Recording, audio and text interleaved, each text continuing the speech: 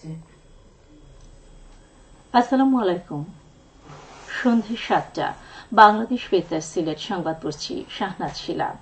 সিলেটের সার্বিক বন্যা পরিস্থিতির উন্নতি হয়েছে, ধীরগতিতে কমছে নদ নদীর পানি, তবে এখনও বিপদসীমার উপরে রয়েছে সুরমা ও কুশিয়ারার ৩টি পয়েন্টের পানি। এছাড়া অন্যান্য নদীর পানি বিপদসীমার নিচে রয়েছে।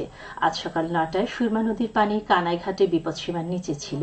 কুশিয়ারা নদীর পানি অমরশিদে বিপদসীমার ১০ সেন্টিমিটার উপরে প্রবাহিত হচ্ছে। এছাড়া ফেঞ্চুগঞ্জে সকাল ৯টায় পানি বিপদসীমার ৯২ সেন্টিমিটার উপরে প্রবাহিত হচ্ছিল।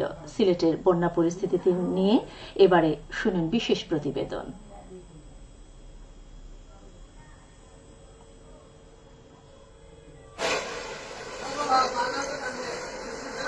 ভারী বর্ষণ ও পাহাড়ি ঢল না থাকায় এবং টানা কয়েকদিনের রোদে সিলেটের বন্যা পরিস্থিতির উন্নতি হয়েছে। জেলার সবগুলো উপজেলা থেকেই পানি নামতে শুরু হয়েছে, ফলে আশ্রয় কেন্দ্রে থাকা মানুষজন নিজ নিজ বসত বাড়িতে ফিরতে শুরু করেছেন। ক্ষতি তো হয়েছে, অনেক ক্ষতি হয়েছে। আমার পালং গেছে, এরপরে আপনার মাল টাল যা আছে খেতা বালিশ এটা সবটা ভিজে গেছে। পালং পাটি নষ্ট হয়েছে এবং টুলটুলো যে যাই যেটা আছে সবকিছু নষ্ট হয়েছে। ঘরে গেল পানি, বাইরে গেল পানি, আপনার কিছু লাইতে গেল পানির মধ্যে আটকে গান তো অনেক দূর হইতে। প্রশাসন জানিয়েছে গতকালের হিসাব অনুযায়ী জেলার ৭৩৪টি আশ্রয় কেন্দ্রের মধ্যে ২৫৩টিতে বন্যাকবলিত মানুষ অবস্থান করছিলেন। এসব আশ্রয় কেন্দ্রে ১২,৯০৫ জন আশ্রয় নিয়েছেন। সরকারি বেসরকারি উদ্যোগে আশ্রয় কেন্দ্র সহ সকল স্থানে ত্রাণ বিতরণ অব্যাহত আছে। বন্যা পরিস্থিতির দিকে আমাদের সতর্ক দৃষ্টি রয়েছে, বিশেষ করে পানিবন্দী মানুষজন, যাতে প্রত্যন্ত অঞ্চলের পানিবন্দী মানুষজন যাতে ত্রাণ সহযোগিতা পেয়ে থাকেন, এর জন্য আমাদের ট্যাগ অফিসার নিয়োগ করা হয়েছে। সিলেট আবহাওয়া অফিসের তথ্য মতে আজ সিলেটে স্বাভাবিক বৃষ্টির সম্ভাবনা আছে, আর পরবর্তী কয়েকদিন ভারী বৃষ্টির পূর্বাভাস রয়েছে। জুনে সিলেটে স্বাভাবিক বৃষ্টি হয় ৮৪১ মিলিমিটার, সেখানে এবছর ১৮ দিনে বৃষ্টি ঝরেছে ১৬০০ মিলিমিটারেরও বেশি। সঞ্জয় সরকার, নিউজ ডেস্ক, বাংলাদেশ বেতার, সিলেট। হবিগঞ্জেও বন্যার পানি নামতে শুরু করেছে। আশ্রয়কেন্দ্র থেকে লোকজন বাড়িঘরে ফিরছেন। জেলার নবীগঞ্জে, কুশিয়ারা ও আজমিরীগঞ্জে কালনী নদী বিপদসীমার নিচে রয়েছে। ৩টি ইউনিয়নের ২০ থেকে ২২টি গ্রামে পানি রয়েছে। জেলা প্রশাসনের পক্ষ থেকে বন্যার্তদের মাঝে চাল ও শুকনো খাবার বিতরণ অব্যাহত আছে। জেলা প্রশাসন জানায়, এখন পর্যন্ত ২২৫ মেট্রিক টন চাল এবং ৫৭৫ প্যাকেট শুকনো খাবার বন্যার্তদের মাঝে বিতরণ করা হয়েছে। এদিকে প্রধানমন্ত্রীর পক্ষ থেকে বন্যার্তদের মধ্যে জিআরের চাল বিতরণ করা হয়েছে আজ মৌলভীবাজারের কমলগঞ্জ উপজেলার রহিমপুরে। এতে প্রধান অতিথি ছিলেন জেলা প্রশাসক ডক্টর উর্মি বিনতে সালাম। এ সময় ৩০০ জনকে ১০ কেজি করে চাল প্রদান করা হয়। উপজেলার দুর্যোগ ব্যবস্থাপনা অধিদপ্তর ও ত্রাণ মন্ত্রণালয় এর আয়োজন করে।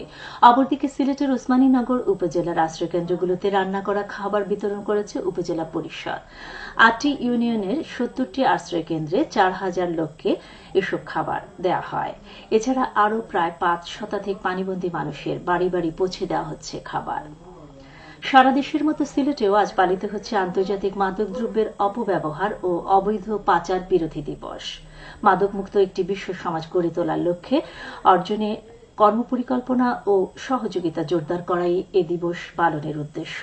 জাতিসংঘের আহ্বানে দিবসটি পালিত হয়। ১৯৮৭ সালে জাতিসংঘের সাধারণ পরিষদের সভায় এ দিবসটি পালনের সিদ্ধান্ত নেওয়া হয়। দিবসটি উপলক্ষে সরকারি বেসরকারি সংগঠন পালন করবে নানা কর্মসূচি। কর্মসূচির মধ্যে ছিল র্যালি ও আলোচনা সভা।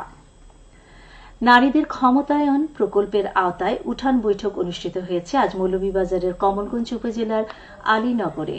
বৈঠকে বাল্যবিয়ে, নারী নির্যাতন, নারী স্বাস্থ্য, মাদকাসক্ত রোধ, সমস্যাগুলো সমাধান ও ব্যবস্থা, সার্বজনীন পেনশন স্কিম, নারী উদ্যোক্তা এসব বিষয়ে আলোচনা করা হয়। এ সময় তথ্যকেন্দ্রের বিভিন্ন কার্যক্রম, বিনামূল্যে সেবা প্রদান, অন্যান্য সরকারি দপ্তরের কার্যক্রম ও সেবাসমূহ তুলে ধরা হয়। শহীদ জননী জাহানারা ইমামের ৩০তম মৃত্যুবার্ষিকী আজ। জাহানারা ইমামের জন্ম ১৯২৯ সালে অবিভক্ত বাংলার মুর্শিদাবাদ জেলার সুন্দরপুর গ্রামে। মুক্তিযোদ্ধার গর্বিত মা, সাহিত্যিক ও সংগঠক এই মহিষী নারীর নেতৃত্বে ৯০-এর দশকে গড়ে ওঠে যুদ্ধাপরাধীদের বিচারের আন্দোলন। ৭১-এর ঘাতক দালাল নির্মূল কমিটির ব্যানারে করা এই আন্দোলনের পথ ধরে ৭১-এ মানবতা বিরোধী অপরাধের দায়ে জড়িত বেশ কজন যুদ্ধাপরাধের বিচার সমাপ্ত হয়েছে। ১৯৯৪ সালের ২৬শে জুন ক্যান্সারের কাছে পরাজিত হয়ে যুক্তরাষ্ট্রের মিশিগান স্টেটের ডেট্রয়েট শহরের একটি হাসপাতালে তিনি মৃত্যুবরণ করেন। জাল নোট প্রতিরোধে জনসচেতনতা বৃদ্ধিমূলক কর্মশালা অনুষ্ঠিত হয়েছে আজ মৌলভীবাজারের শ্রীমঙ্গলে। সোনালী ব্যাংক পিএলসির উদ্যোগে উপজেলা পরিষদে কর্মশালা অনুষ্ঠিত হয়। বাংলাদেশ ব্যাংকের আয়োজনে এতে প্রধান অতিথি ছিলেন উপজেলা চেয়ারম্যান ভানুলাল রায়। এতে বিভিন্ন পেশার লোক অংশ নেয়। সবশেষে আবহাওয়া।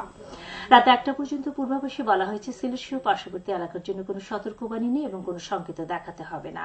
আজ সিলেটের সর্বোচ্চ তাপমাত্রা ছিল সর্বোচ্চ ৩৫.৫ ডিগ্রি সেলসিয়াস এবং সর্বনিম্ন ২৭.১ ডিগ্রি সেলসিয়াস। বাতাসে আর্দ্রতা ছিল সকালে ৭৪% এবং সন্ধ্যায় ৯২%। আগামীকাল সিলেটে সূর্যোদয় হবে ৫টা ৫ মিনিটে এবং অস্ত যাবে ৬টা ৪৬ মিনিটে। সংবাদ শেষ হল। পরবর্তী স্থানীয় সংবাদ প্রচারিত হবে আগামীকাল সকাল ৮টা ১০ মিনিটে।